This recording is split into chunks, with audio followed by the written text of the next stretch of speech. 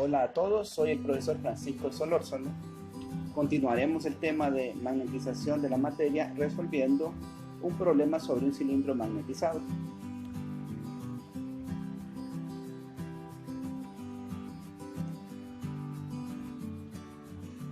Un cilindro infinitamente largo de radio A lleva una magnetización dada por esa ecuación, donde K es una constante. No hay corriente libre en ninguna parte. Determine las densidades de corriente equivalentes. Encuentre el campo H dentro y fuera del cilindro. Y finalmente encuentre el campo B dentro y fuera del cilindro. Solución. Tenemos ahí la definición del rotor en coordenadas cilíndricas. El vector magnetización en este caso solo tiene componente en Z.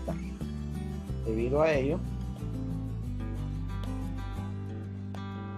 identificamos que aquí se deriva la componente en Z con respecto a phi, pero el vector magnetización no es función de phi, así que esto daría 0.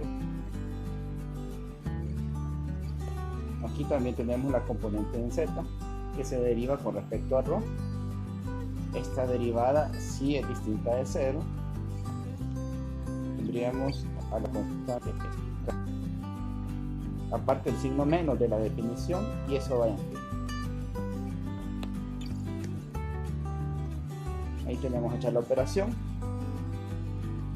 Al ser un cilindro, el cilindro tiene 3 caras, pero por ser infinito solo nos va a interesar la cara en la dirección de ρ, es decir, la cara con forma de cilindro. ¿Qué pasa con las otras dos? Bueno, al ser infinito nunca vamos a ver la cara inferior ni la cara superior, así que para efectos prácticos producirían un campo despreciable.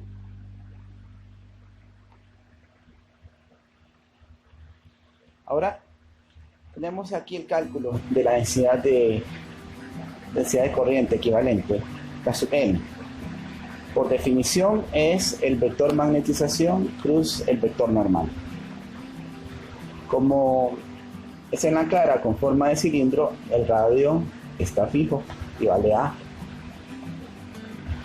Se hace el producto cruz, Z cruz ρ unitario, da phi. Así tenemos la densidad de corriente superficial equivalente.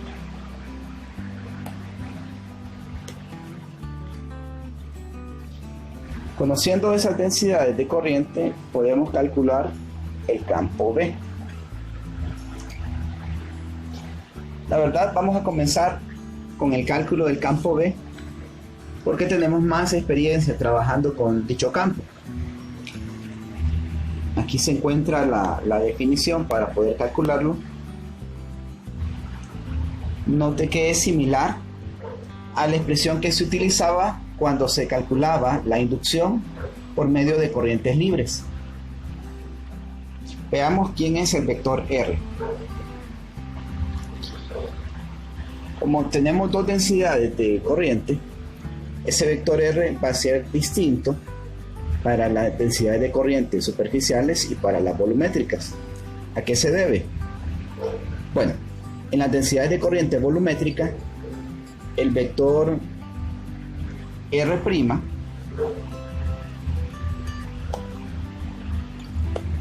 para ese cilindro sería un ρ' en la dirección de ρ' unitario, más en la dirección de Z unitario un Z'. Ahora bien, para la densidad de corriente superficial, el radio estaría fijo, ya no sería ρ', sino que sería A, como se menciona aquí.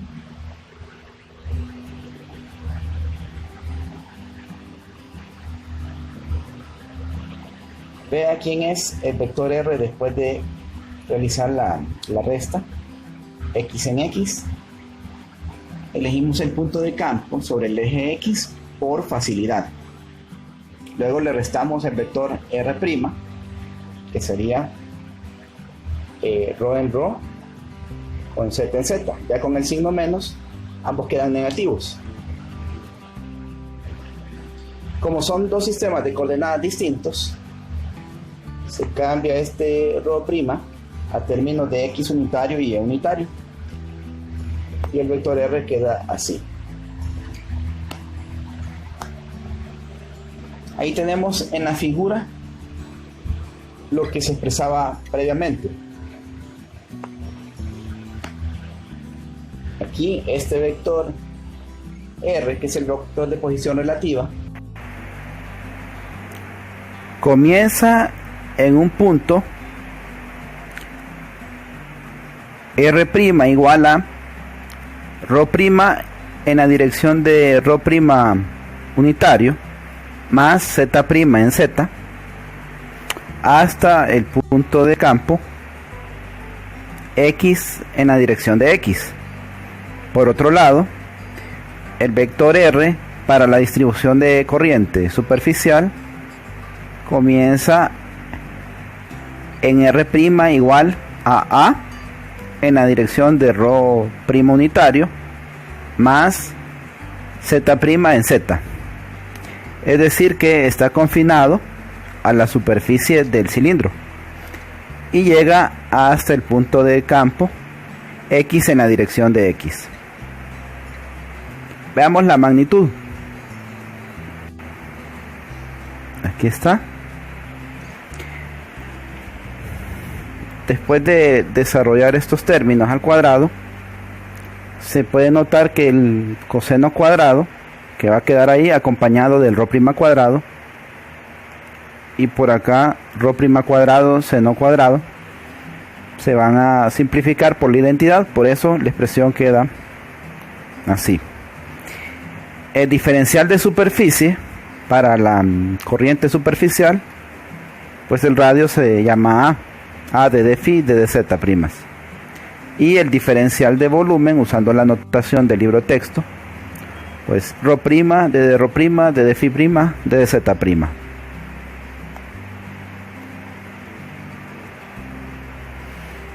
Ahora veamos lo del producto cruz, cómo se desarrolla. Ya se encontró que la densidad de corriente volumétrica equivalente,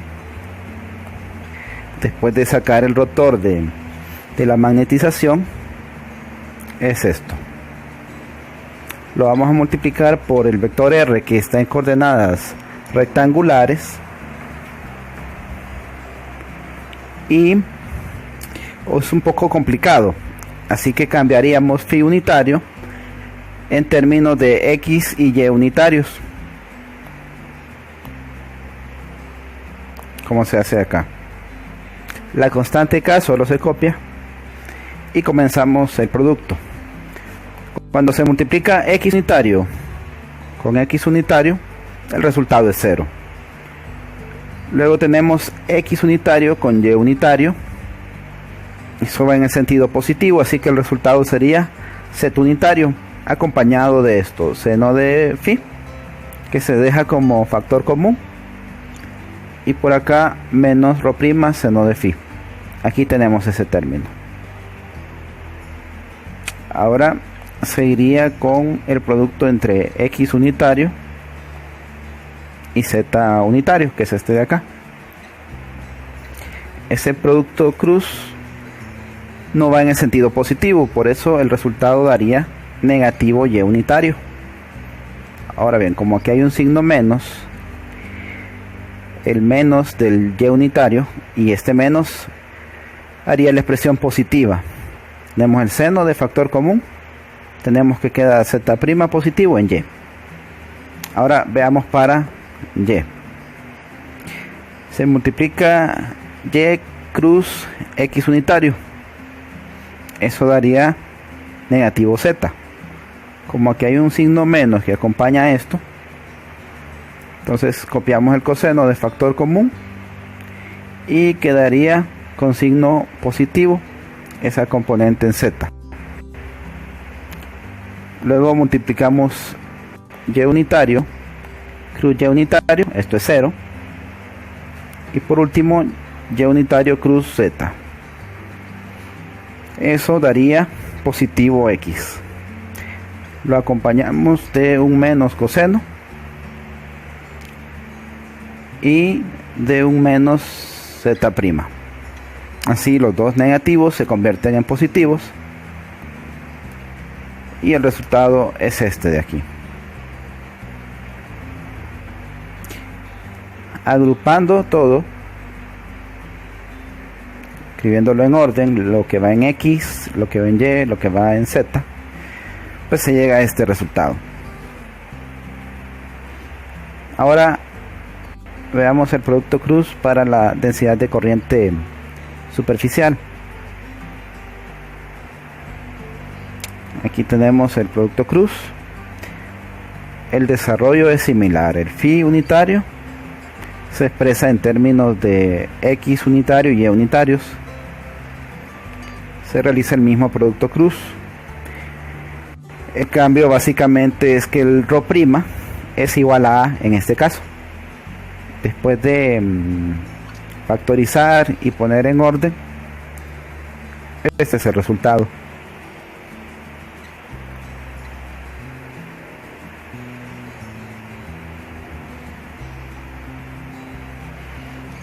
Aquí se sustituye todo para hacer la integral. La primera integral, que es la de volumen, es para la densidad de corriente volumétrica. Y la segunda, obviamente, para la superficial. Como usted puede apreciar, estas integrales llevan cierto trabajo. Vamos a comenzar identificando que como es un cilindro infinito, los límites para la integral en z van desde menos infinito hasta más infinito. Son los que están más afuera. Para phi' de 0 a 2pi y para ρ de 0 a a. Ahora bien, este término de aquí que va en x depende de z'.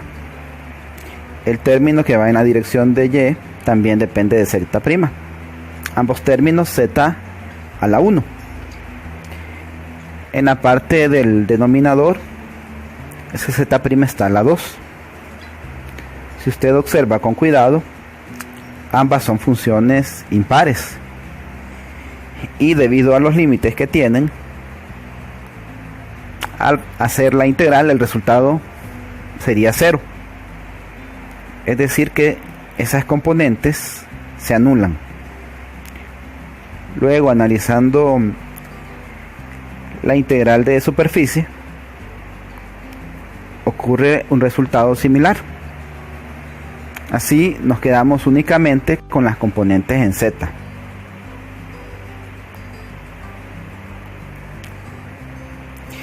Aquí ya aparece solo las componentes en z. Las integrales se ven más sencillas. Eso no quiere decir que sean fáciles de hacer. Vamos a utilizar un resultado conocido, que es la integral desde menos infinito hasta más infinito de d de z sobre una constante al cuadrado, vamos a llamar b cuadrado, más el z' al cuadrado, y todo esto que divide elevado a la 3 medios. Bien, este resultado es 2 sobre b cuadrado.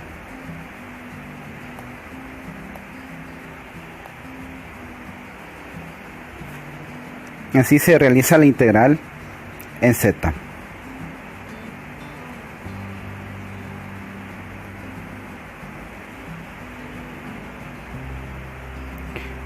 Como usted puede notar,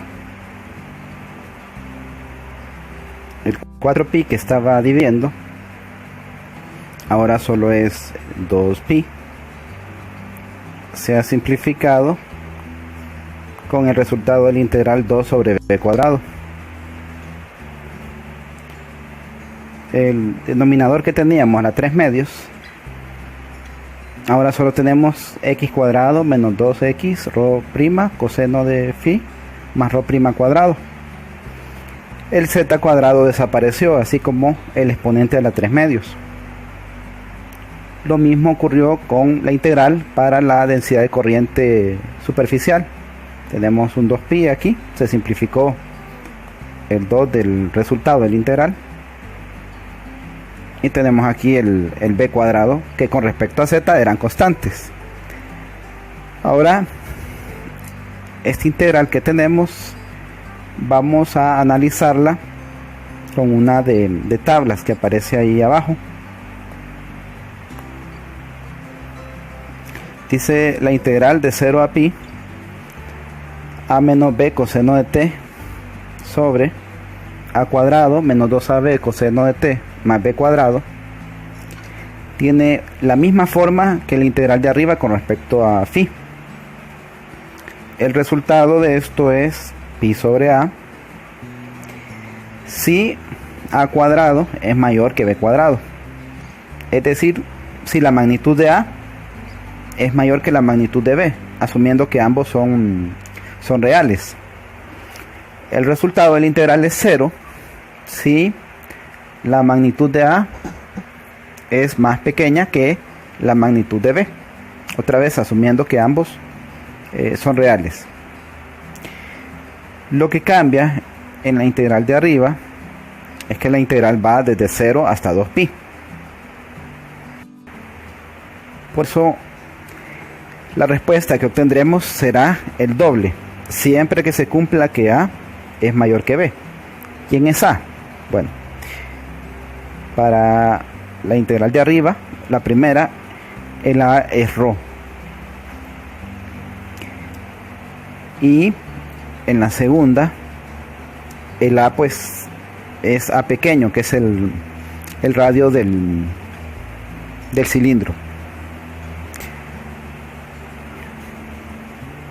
¿Cuándo ese va a ser mayor que x? Bueno, si el punto x está afuera del cilindro, entonces en esta segunda integral, si x está fuera del cilindro, x sería más grande que a, y en ese caso la respuesta sería 0. Veamos la primera integral. Lo mismo, rho prima va a cambiar desde 0 hasta a. El valor más grande que puede tomar rho prima es a. Entonces, si x está fuera del cilindro, x que hace el papel de b, en magnitud va a ser mayor que rho. Por eso se comenta aquí que en el exterior del cilindro ambas integrales son 0. Es decir, el campo afuera del cilindro vale 0.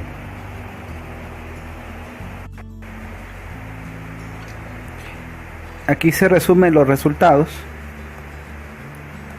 Para el campo B es 0 afuera. Ahora veamos para el campo H, que es el campo magnético. Se define así: B sobre mu sub 0 menos la magnetización. Como afuera del cilindro B hemos encontrado que es 0, y la magnetización del vacío también es 0, entonces al evaluar, el campo magnético H vale 0.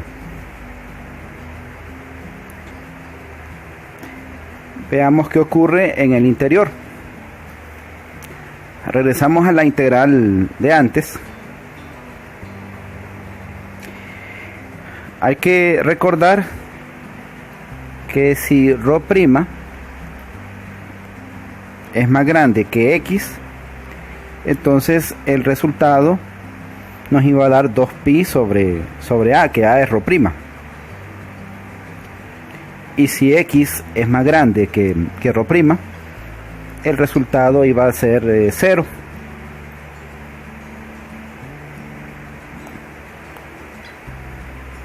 Ahí tenemos la vista superior del cilindro de radio A. y tenemos un punto en el interior. X, observe, está en el interior, ¿verdad? Aquí van a existir ciertos puntos donde ρ es más pequeño que X, y van a existir otros donde ρ es más grande que X. Veamos. Ahí se forma la trayectoria. Adentro de esa trayectoria de color amarillo, ρ es más pequeña que X, y afuera de la trayectoria de color amarillo, ρ es más grande que X. El resultado es distinto de 0, entonces solo aquí, solo donde ρ sea más grande que X. Por eso la integral, si se fija abajo, ha cambiado desde 0 hasta a, hasta una forma desde X hasta a. ¿Qué pasó con la parte desde 0 hasta X? Bueno, la parte de 0 a X es esta de aquí adentro. X es más grande que ρ, y de la integral que se mostró antes como identidad, pues el resultado era 0. Ahora veamos la integral para la densidad de corriente superficial.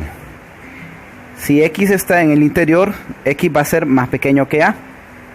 Entonces en esta usamos de un solo 2pi sobre este valor de aquí, que es A, como usted puede apreciar.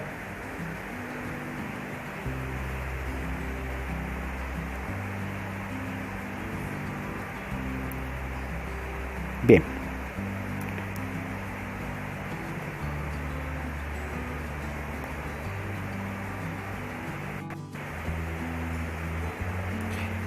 Aquí se resumen los resultados. Para el campo B es 0 afuera. Ahora veamos para el campo H, que es el campo magnético. Se define así: B sobre mu sub 0 menos la magnetización. Como afuera del cilindro B hemos encontrado que es 0, y la magnetización del vacío también es 0, entonces al evaluar el campo magnético H vale 0. Veamos qué ocurre en el interior. Regresamos a la integral de antes. Hay que recordar que si ρ' es más grande que X, entonces el resultado nos iba a dar 2pi sobre A, que A es ρ'. Y si X es más grande que ρ', el resultado iba a ser 0.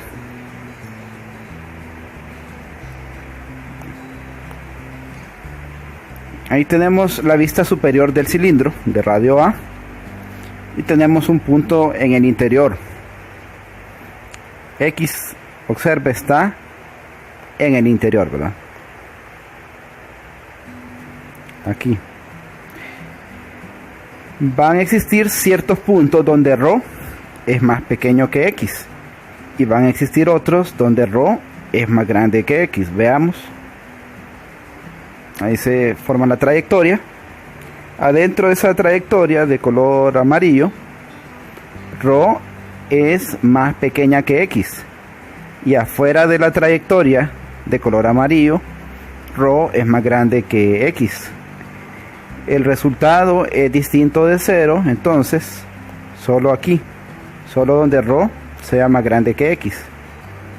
Por eso la integral, si se fija abajo, ha cambiado desde 0 hasta A, hasta una forma desde X hasta A. ¿Qué pasó con la parte desde 0 hasta X? Bueno, la parte de 0 a X es esta de aquí adentro. X es más grande que ρ, y de la integral que se mostró antes como identidad, pues el resultado era 0. Ahora veamos la integral para la densidad de corriente superficial. Si X está en el interior, X va a ser más pequeño que A.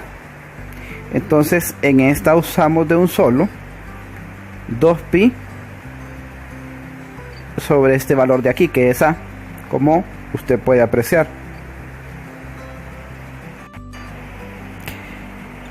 La primera integral es más complicada, pero veamos cómo queda.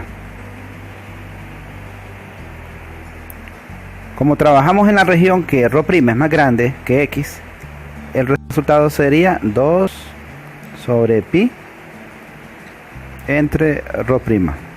Y esa es la integral en phi. Ahora también hay un ρ' desde ρ'.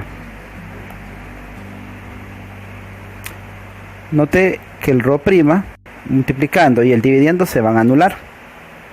Y el 2pi que queda ahí, este 2pi, se va a anular con el 2pi que está afuera como constante.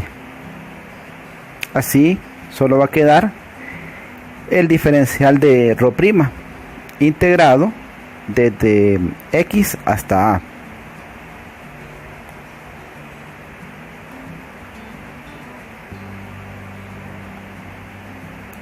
Este es el resultado que queda después de cancelar los 2pi y de integrar ρ'. Se evalúa y tenemos en la dirección de z menos mu sub 0k por A. Y aquí de la integral para la densidad de corriente superficial había quedado exactamente lo mismo, pero con signo opuesto. Entonces se cancelan. Solo quedaría, por lo tanto, el término mu sub 0kx, que es este de aquí. En este problema se eligió por simplicidad como punto de campo en la dirección de x. Sin embargo, se pudo haber hecho más general y elegir un punto en la dirección de ρ. Trabajando con esa elección que es más general, hubiéramos obtenido una forma para B así. Y si usted observa la definición de la magnetización, que es la constante K por ρ en Z, tenemos que el campo B es mu sub 0 por la magnetización en el interior.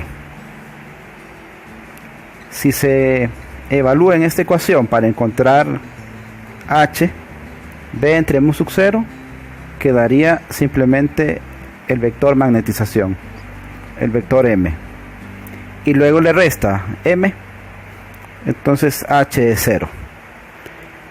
Hemos encontrado que el campo magnético para este caso es 0 en ambas regiones.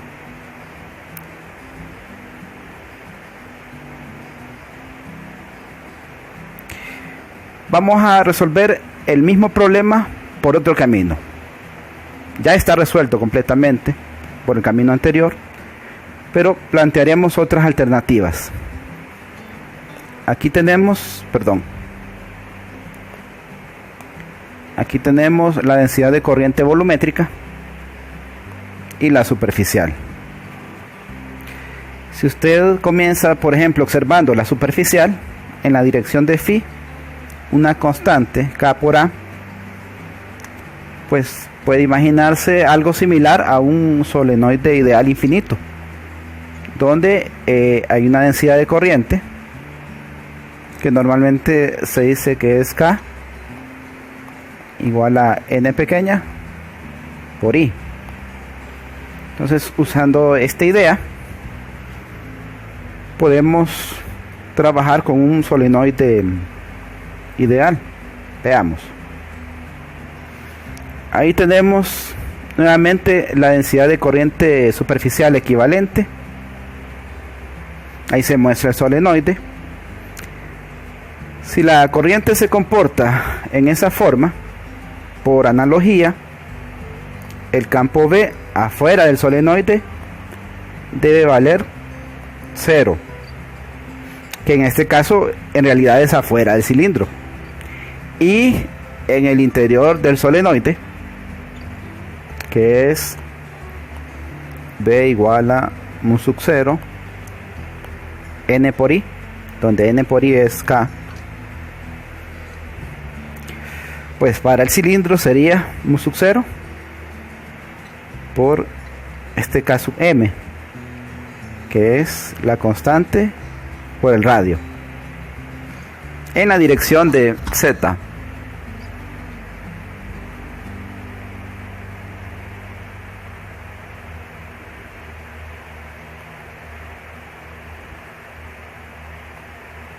Pasemos ahora a la densidad de corriente volumétrica. Para utilizar una idea similar, veamos aquí la definición de J que encontramos. Es negativo en la dirección de phi, una constante. Tratando de usar el mismo análogo,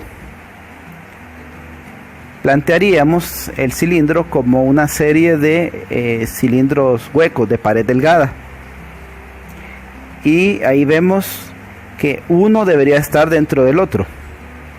En realidad, como son cilindros infinitos, esa figura no es que quedaría así, sino que iría un cilindro dentro de otro y se están mostrando desplazados solo para que usted pueda apreciarlo. Igual que en el caso anterior, el campo que produce esa distribución de corriente afuera, el campo B, debería ser 0, pero en el interior sería distinto de 0. Ojo, que el interior, por ejemplo, a este cilindro de aquí, no es el mismo interior y exterior que este cilindro de acá o que este de acá. Ya. Por ejemplo, el interior del cilindro que estoy mostrando arriba está aquí, y el exterior es esto. Pero si ahora trabajo con el cilindro que sigue, el interior es esto y el exterior es esto. O sea, las regiones se cruzan, así que voy a proceder con cuidado.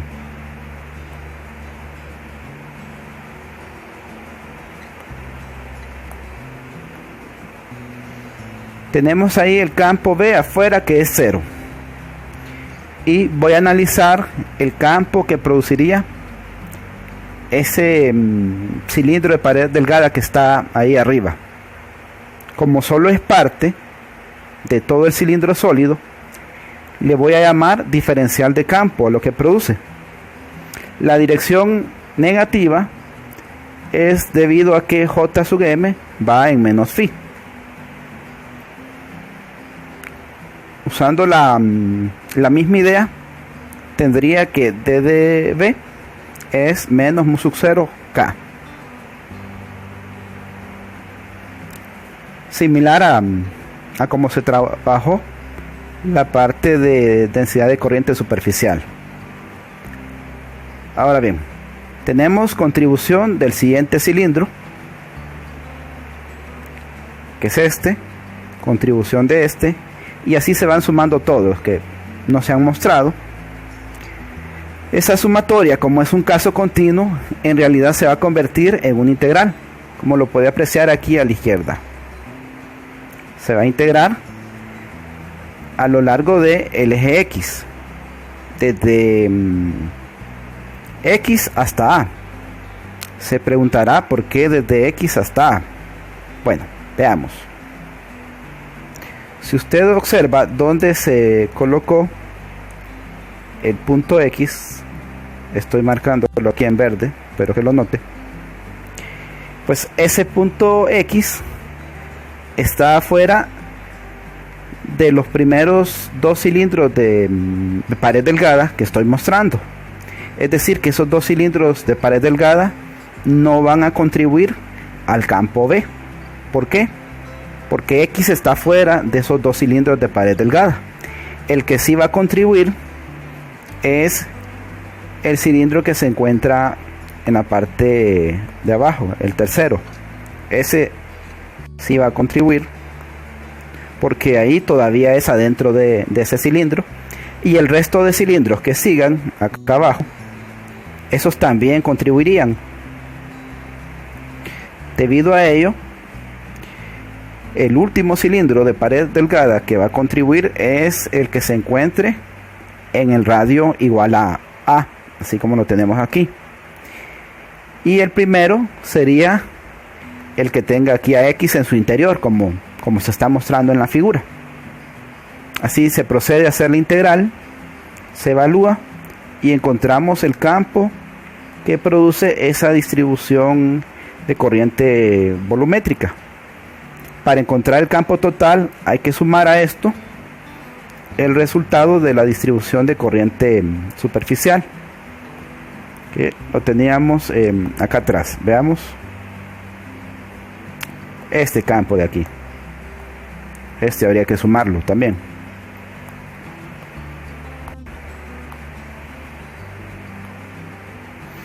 Aquí se está realizando la suma y después de simplificar llegamos a la misma respuesta.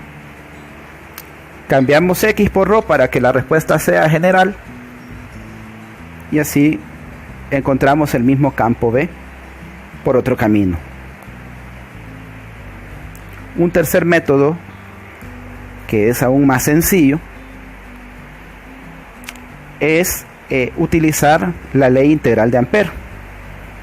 Esto se puede hacer debido a la simetría que presenta el problema y que se nota claramente al analizar las densidades de corriente equivalentes. Tenemos la ley integral de Ampère para el campo H. Tenemos la ley integral de Ampère para el campo H, aquí está. Como el problema me dice que no hay corriente libre encerrada, entonces esto sería 0.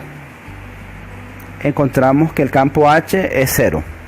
Esto sería tanto en el interior como en el exterior del cilindro.